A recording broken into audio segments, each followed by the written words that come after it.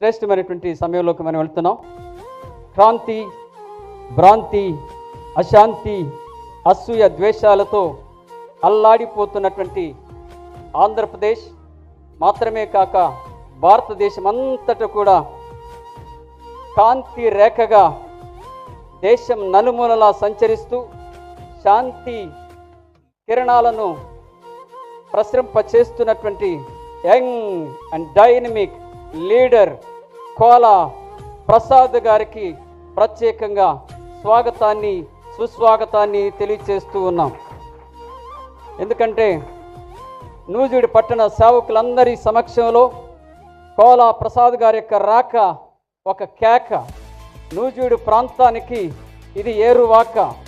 దైవ జనుల హృదయాలను తట్టిన భాగ్యరేఖ. క్రైస్తవ ప్రపంచానికి కోలా ప్రసాద్ గారు ఒక శుభలేఖ. ఆధ్యాత్మిక ప్రపంచానికి కోలా ప్రసాద్ గారు సువర్ణ రేఖ.